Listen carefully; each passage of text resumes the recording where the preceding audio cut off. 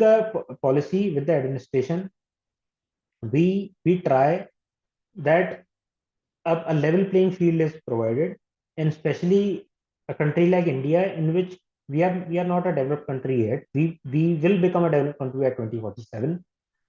The path to a developed or Viksit Bharat goes through those policy initiatives only, in which we take Sabka Saath and Sabka Vikas. So we enable everyone to progress together. It's not that few companies should progress or few companies should be in a position to export. We should also be in a position of Atmanirbhar Bharat, where we can generate resources on our own and then export. So this is how economic development takes place. Hand in hand with the economic development, via policy, civil servants also help in the social change. So, for example, with the policy of insurance, the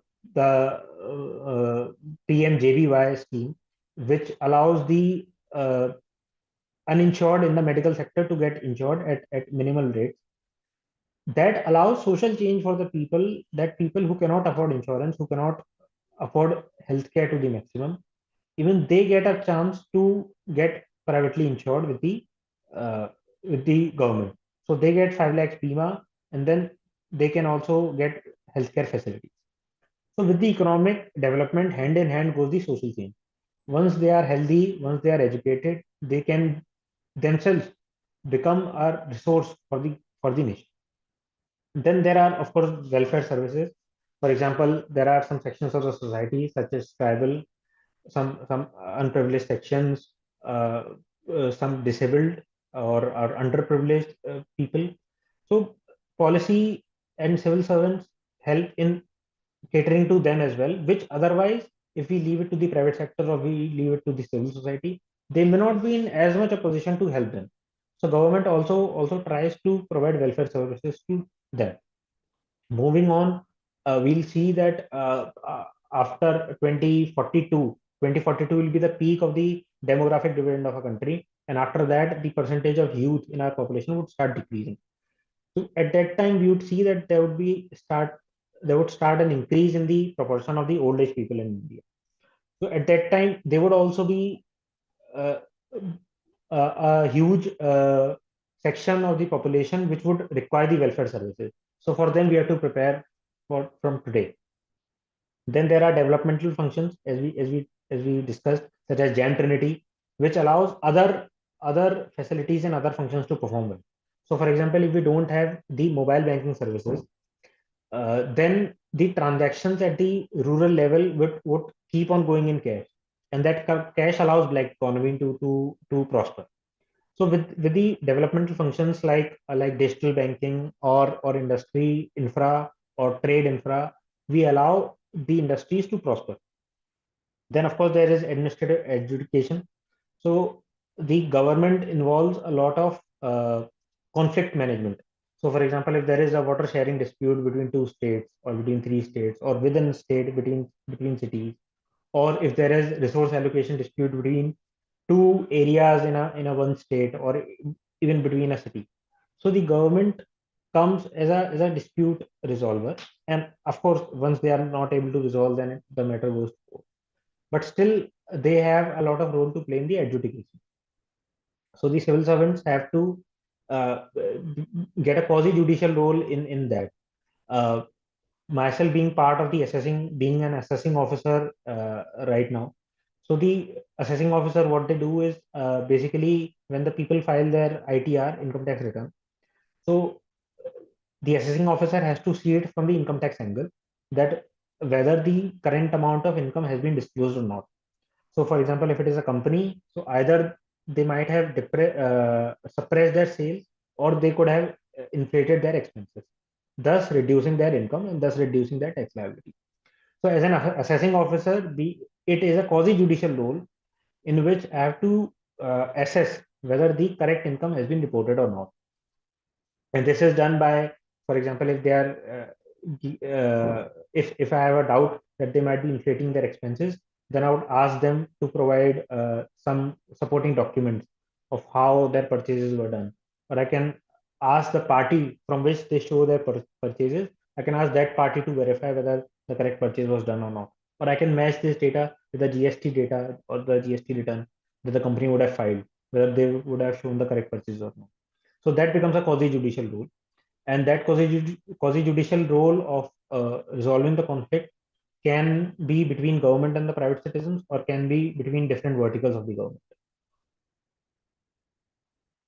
So moving on, we can discuss some challenges that the tax policy uh, people face, and we can be a little more specific on that. So I can discuss with you the taxation of jewelry business. So for example, I would discuss this more from an angle of indirect taxation. So as you might be knowing that we have the concept of GST, goods and services tax, that has replaced the indirect tax administration that was held earlier as in form of the value added tax, that is VAT. So what happens is a core component of the GST is the e-way bill. That one, when a good is traveling from one place to the another, it is important for that transporter to have an e-way bill generated from the portal of the GST, so that during that movement, when the custom or the GST people check it, then that e-way bill can be shown, and correct supply can be shown, so that no out of box supply is taking place. Now, when it comes to jewelry business, then there is a dilemma. So, for a jewelry business, it is a high valued business. So, if a good is traveling, say, from Agra to Delhi, and if you generate an e-way bill of, say, such amount of goods is traveling. So, for example, let's say 10 kg gold, which is not much, when it's traveling in bulk, which will come around 7.5 crores. So say that amount of gold, which is actually very less for the industry, if we generate an e-way bill for that amount of 7.5 cr, then there is a chance of information leakage of that e-way bill, so that during that transport, what time it is leaving, what time it is reaching, there is a chance that there may be an interception of that goods. So generation of e-way bill in the jewelry business was not found to be practical. Therefore, what they came out was the e-invoice bill, that you don't have to generate the e-way bill, but you have to generate the same bill on the platform, and you have to keep it with yourself. And that party to which it reaches, they will get to know. You have to generate the e-way bill that I've sold this much gold to this person. And then the person who will be carrying it will carry that e-invoice bill, and then will verify it with the purchases of that goods. So, but again, there are challenges to that e-invoice bill as well. So earlier, before GST, that e-invoice bill, or before the advent of the technology, that e-invoice bill was just a bill. So, a bill, you can generate a bill and then you can tear it off later. However, with the advent of the e-invoice bill, it becomes difficult, because once you register it on the platform, then it is difficult to reverse. So that problem was solved. But then further moving on, uh, you cannot be uh, pushing everyone to generate an e-invoice bill. So, for example, there can be a small karigar who's only dealing in, say, 5 lakhs, 10 lakhs rupees. He does not have the wherewithal to install a computer system, to get a proprietary software for generation of bills. He may not be in a position for that. So what they do is, they put a cap on who can generate the e-invoice bill. So businesses only above the 5 crore turnover, they have to generate the e-invoice. So therefore, in the jewelry business, you can start with the ideal, but then you have to keep the practical things in mind, and then we have to design the policy in a way that it does not affect people at large, and it benefits people at large. There might be some people who become, for whom it is difficult. So, for example, even for a person of 5 crore turnover, his income may be only, given the very low NP ratio in this business, his income can be very low, but even then they have to generate the e-invoice. So in every policy, there are some people who are not at benefit. However, we have to see the larger. Then when we come to the taxation of charitable institutions, so you see the profits of corporates, salaries are taxed. However, in the case of charitable institutions, they can get exemptions from taxation if they are following some norms. Now, why does the tax policy allows such charitable institutions to be exempted.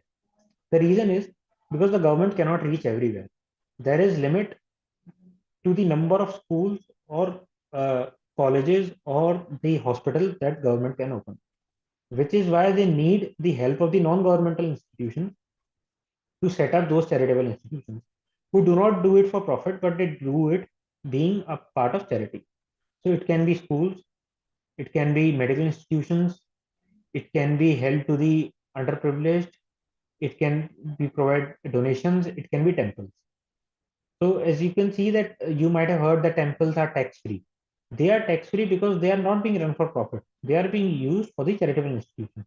And then running schools and running colleges or running hospitals as charitable institutions, they cannot go without rules.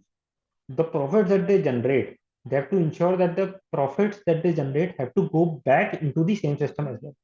They cannot be doing it that from schools if they are generating profits and if they are investing it somewhere else, then that is not allowed. They have to ensure that only maximum 85% or more than 85% has to be invested back into the purpose of the charitable institution only. So that is how tax policy is designed so that it allows the 15% for administrative expenses and the other expenses. However, it allows the most of the expenses to be employed back into the same purpose. Now, you might have heard in the news of corporate tax rate. So in the past 10 years, we have seen a policy direction in which the corporate tax rate was cut down. The same was done with the minimum alternate tax rate. Now, why it is done, and one could argue that the tax rate on the personal income tax for the higher income brackets, say more than 1 CR or 2 CR, for them the effective tax rate goes on till around 34%, 35%, or even 37%. But if you see the corporate tax rate, it effectively comes down to around 25.17%, including cess and surcharge. Now, why does government allow low rate on corporate but high rate on some of the salaried person? One reason for that is because if you tax the corporates at a lower level, then it would allow them to have more expenses toward the salaries. So collection of low taxes from the corporate actually helps in the industry and the economy because they provide more salary to the people, and more salary to the people allows more money into the hands of the actual people. So one thing government can do is they can take a lot more taxes and then they redistribute, or they can allow low taxes to be collected so that the money is distributed right away. So then the one balance has to be achieved, in which how much government wants to keep with ours itself, or how much it wants to leave it with the company. So earlier, before 1990s, the corporate tax rate was as high as 60%, 70%, because that time it was assumed that government is the one who can redistribute the resources to the maximum. However, now there is a feeling that if we leave some money into the hands of the company, then it allows a higher disposable income to the people. And then a higher disposable income with the people allows them to use the money to the maximum in their own best efficient manner, which is why a balance between the different tax rates, be it corporate, be it personal, has to be maintained. Now, you might have read in the news in the past 1 year that around 50% of the indirect tax collected was actually paid by not so affluent sections of the society, meaning that there is a concept of progressive taxation in which the people who earn more should be paying higher tax rate.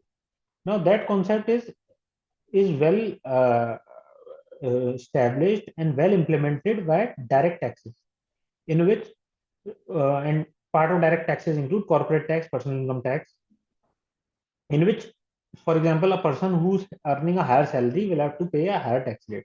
Similarly, a corporate who's earning a higher turnover business will have to pay a higher tax rate. However, the same is not true in the case of the indirect taxation. Whether a poor person buys Parleji or whether a rich person buys Parleji, they have to pay the same tax rate. So this is one of the pitfalls of the indirect tax, which is why there is a constant endeavor from the part of the government and the tax policy that the ratio of direct tax should not be very low than the indirect tax in terms of total revenue collection. However, there is another thing that it is easy to collect the indirect tax. So, which is why the government of today, and by the government of today, I mean the current administration, not just in the last 10 years in terms of political, but in terms of last 30, 40 years, the same policy is there in terms of the direct tax versus the indirect tax. That we understand that direct taxes are better than the indirect taxes. However, for a country like India, which requires good amount tax to be collected for the underprivileged sections of society, therefore it allows that indirect tax uh, to be implemented effectively as well, because it is easy to administer, and since it is easy to administer, it allows large amount of taxes to be collected, and which is why GST has come up, which has made it easy for the taxpayer to file their GST or indirect tax returns. And this effectiveness and this ease of doing business has not only helped the business, but has also helped in the uh, tax amount of tax collected with the government as well. So GST is a great tax policy, example or a case study for you, which has not only helped the business but has also helped the people.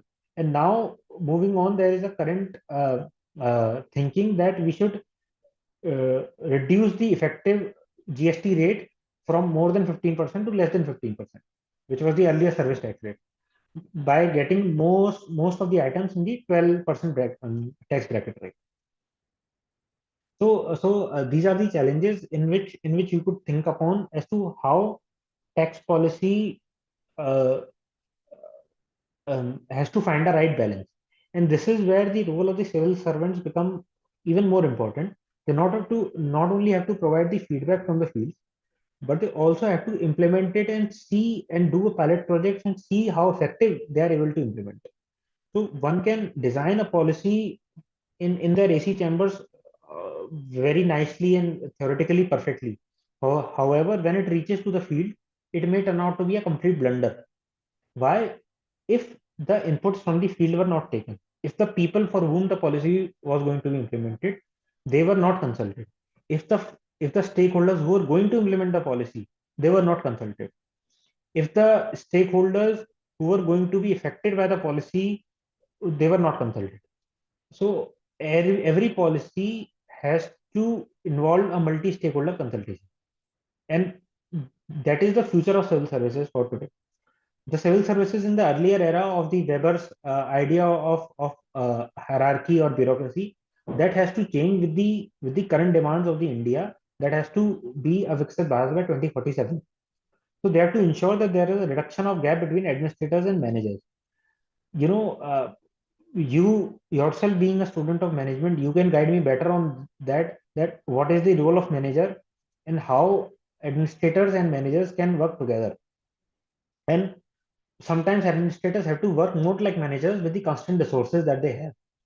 Those uh, constraint in resources can be with the constraint in the staff, that can be constraint in the skill of the staff, that can there can be constraints in the funds available with the office.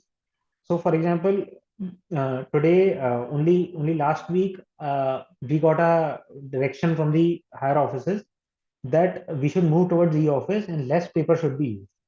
So in our office, what we did was, whichever raw paper that we had, which didn't used paper, I mean, which was only printed one sided.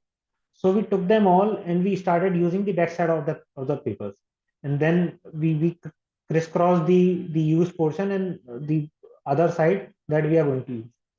So sometimes administrators have to employ the local level their own knowledge, new technology, and new ways of how to manage those resources well. Then today we are having that track enabled decision making. So earlier when income tax people used to send notices, then we used to have our notice server in our offices. We used to go and give the notice. But today we have the function of emails. We can send the email and we can put a system where if the email is open, then we get to know, read receipts kind of thing. So when we send the notices to individuals, or we send some letters to banks, or we send letters to some other authorities, we can use it by emails today. So that is a small part of how technology changes the way we function, and it also helps in the better management of business. Not just that, today income tax department is using it, and I can say it with confidence that income tax department is one of the foremost department in using of technology in its tax administration, because we have a portal called as Insight Portal that takes the data from various parties. So it takes the data from GST. If you buy a car, then we take the data. It takes the data from electricity bills. It takes the data from exports. So, a lot of data is collected, and then that data is churned. There is a different, not just a team, but there's a different vertical within the department called a systems directorate, which has the responsibility of collating that data and processing it in a manner so that the field officers can use it to the well, not just for assessment, but also for investigation and other functions. So tech-enabled decision making is the future of civil services, that not just our department has to improve, but other departments also have to adopt in their own manner. And then moving on in civil services, we are seeing that there is rise in use of consultants and experts. So gone are the days when the civil services used to be the only fulcrum of all the knowledge, that they would get the all the knowledge and then they would process it. No, today there are availability of experts and consultants who do some work, who collect the data, who process the data. They also do experimentations, and then they deliver the data analytics diagrams to the decision makers.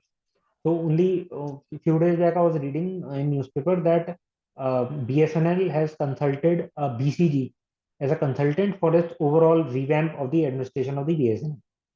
So that is the future of civil services. Actually, they have to go hands in hand with the consultants and the experts, and they have to adopt those practices within their own bureaucracy and hierarchy as well. And then I think an extension of that would be professional and ethical lobbying, as we see in the advanced countries, where the industry and the stakeholders would be able to have their own think tanks, which would enable a policy that would be well consulted and that will involve multi-stakeholder consultation.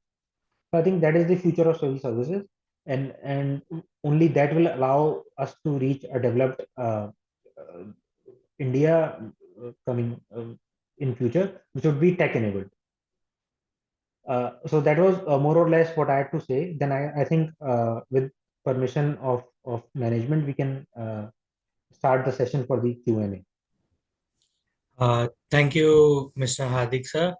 So, I request all the learners, if you have any questions, please drop it in the chat box so that Mr. Hardik can address those questions. And those of you who want to uh, speak or you have any different question, please raise your hand. We will try to unmute you as well, give you access.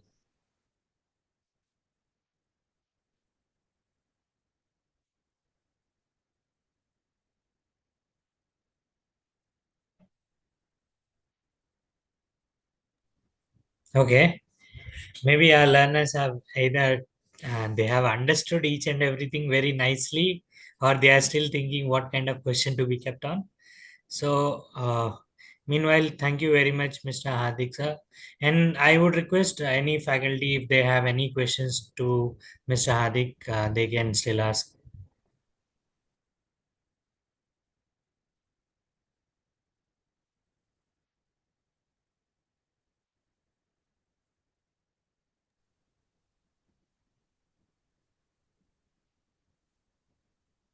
So in chat box, I can see one question. Okay. Sir, how much political pressure civil servants face while making policies? Uh, so actually, political pressure is not one thing. However, political inputs is one thing that we should focus on. So politicians are, they reach that position not just by doing politics, but they are also the leaders of the public. You should One should understand that. So being leaders of the public, they allow public to reach them easily. So for a public, since the politicians are connected with the public and with their support, they reach that position. So they have an accountability towards the public directly. It may be sometimes easy for public to reach their MLA or MP easily rather than reaching the say DM or commissioner in or SSP in a state. So by reaching that MLA or MP, they may be able to put their point across, and then they can tell the administration of their viewpoint. So that political pressure actually is nothing but voice of the people only, and it depends on the administrators of how well they can take that input. If that is within the rules and regulations and that is within the overall policy framework, then of course they have to implement it. Therefore, the political input should actually be appreciated because anyway you have to do everything within the law only. But that political pressure should not be just ignored just because it is coming from the from politicians. But that is actually coming from the public in the background. So that should be respected. Any other questions we have? I request all the learners to drop or to type their questions in the chat box so that it could be addressed. And one thing I liked really about your profile, Mr. Hardik sir, was like you were not waiting, or you were not only, yes, you had aspiration for civil services, but you were not jobless, because I see many youth nowadays after finishing their graduation, they wait for 2 3 years, they go through that multiple attempts, and by that time, I really think, is it really a wise decision? Maybe if you could uh, expand it from your aspect, what was your thinking? Yeah, so having aspiration for civil services is a great thing. It teaches one in terms of life and life experiences as well. However, I feel that today the nature of examination is very different, and there are a lot many aspirants, and the success rate is very low. Therefore, one should always have a plan B. And given this current scenario, that if you have some job experience, that actually helps when you join the civil services as well. So having some professional job experience in the private sector always helps.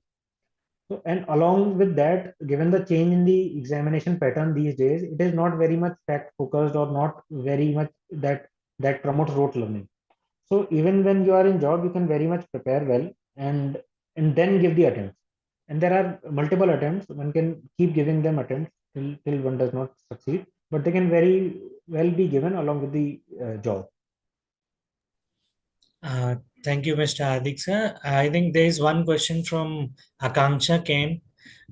It's to you directly. So, how can we manage civil services exam preparation with our college education or their work and education? Right. So actually, honestly, along with your college graduation, I wouldn't advise because you would realize later in life that college education is also not also it's actually one of the important fundamentals of not just as a career but also in your personality. However, still, if one has aspiration, then they can very well prepare for that even during college. So there are multiple e-resources and there are multiple coachings that provide it online. However, to start with, you can only start with having a current affairs knowledge of what is happening around you. And since in the civil services examination, you also have to take one optional subject, you can always take that optional subject, the one that you're currently graduating in. So for example, if you're graduating in management, then management you can take as one of the subjects in the civil services as optional subject. So therefore, for the optional subject, you can prepare from your own graduating subject and you can focus on your college lectures. For the current affairs, one can start with reading newspaper at least once a day, and also get hold of your NCRTs from your class 9th and 10th and 11th and 12th. So that would be sufficient to prepare while during college. And after that, you can prepare during job or after leaving the college. Hope Akanksha, you got the response what Mr. Hardik sir was telling. So there are multiple specializations or multiple optional subjects. So you should at least have expertise on that. So it would really help you at least to score higher or to do better in your civil services exam. And this goes for other professional courses as well. Like many of our learners, I understand they are preparing for CA or other examinations. So you should focus on what you are studying along with the other thing.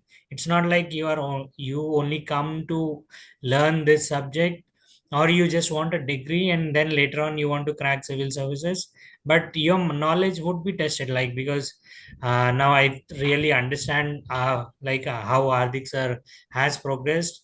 His IIT education from the engineering background would really be helping, as he has told, technology is part of revenue services.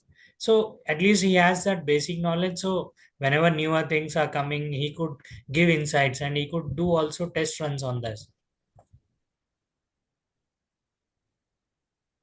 Any other questions? Any faculty wants to ask Dr. Piyush, other faculties, I would request, because most of you come from different backgrounds. So it would be really great if you have any questions to Mr. Hardik sir.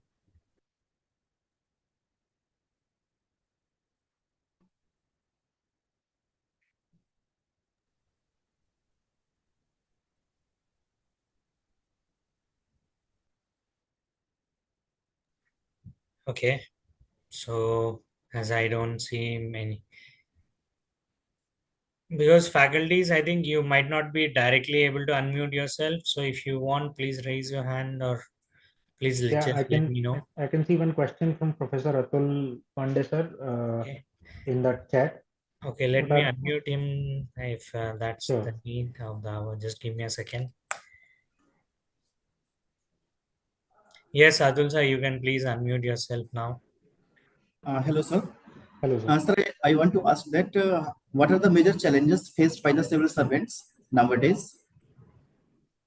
Okay, so the challenges faced by civil servants are actually in multiple dimensions.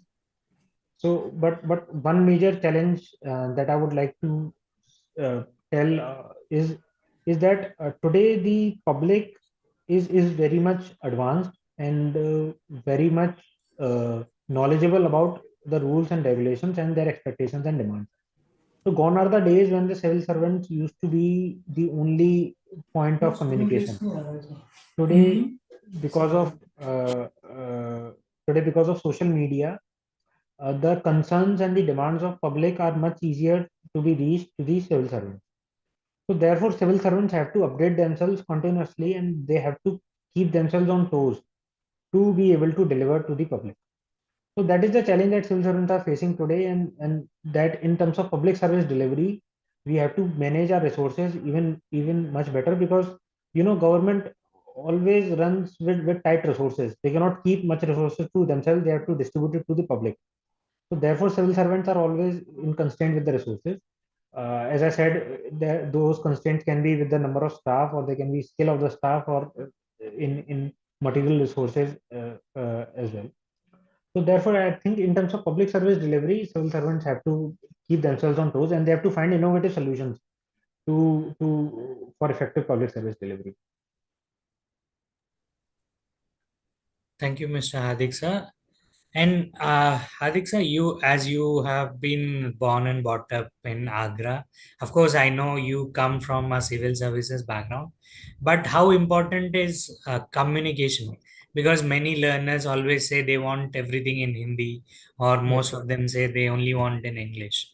So, Yes, sir. being in civil services, is communication or language a barrier? Sir, I certainly feel that language is not a barrier. I'm a person, I know three languages and learning the fourth language. I know English, Hindi, Korean, and I'm learning German these days. And I can tell you with confidence that learning a language is only any difficulty in learning a language is only because of our own inertia. Given the fact that English is a business language today, Therefore, we should always strive to make an effort to learn that English, at least in a professional way. And I can say that while I was in Korea, I my first focus was because people in Korea used to work in South Korean language only, not like in India where we work in English. We used to work in Korean language only. So because I was an outsider, I had to learn that Korean language. So I started with the basics of the Korean language that could help me in the professional setup first. So I think learners, students who are having a difficulty in learning English, they can start off with some basic manner of English speaking or communication in a professional way. Especially for learners of being a management institution like GLA University and other learners, for them communicating by giving presentations, they are very important. So there are communication skills apart from language that are also to be learned by them, which are very relevant because you may have a great idea, but if you are not able to communicate it well, for example, in our income tax department, drafting of the orders is very important. So we may have a great order, but if we do not draft it very well, then when it will go to High Court and Supreme Court, then they would reject it completely on the basis of the drafting. So that drafting is a component of communication. Similarly, same communication for a management student or management professional can be in terms of the giving PowerPoint presentation. So I think everyone has to be great of the communication in their respective skill of their own trade and profession. Thank you, Mr. Hardik sir. And thank you for this wonderful session and addressing all our questions and for being very patient. And you have taken us through the IRS part and how the revenue system and the taxations do work and what are the basic concepts of it. And I would request Piyush sir to do the honors. Okay, Hardik sir, thank you very much. For giving such an